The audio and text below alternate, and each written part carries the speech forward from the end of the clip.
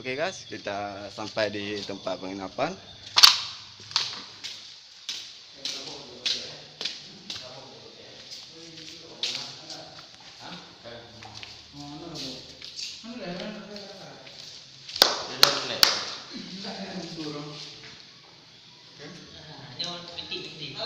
Oke teman-teman, kita sudah berada di rumah teman kita yang tadi saya sampaikan.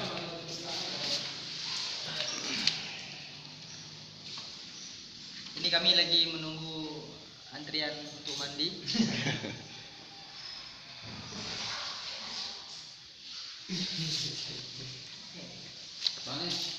Sekarang jam 8, kita bersiap-siap untuk berangkat.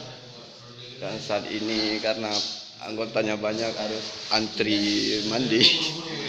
Sedangkan kamar mandinya ada 2 kamar, 1 and 2.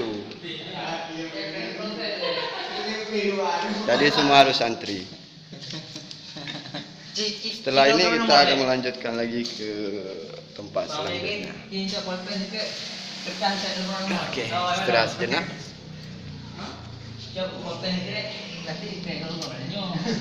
Inilah my party. Walaupun kelihatannya rapi, tapi semua belum mandi. Termasuk saya, dia masih kelihatan gantung. Oke, baik. Nantikan perjalanan selanjutnya.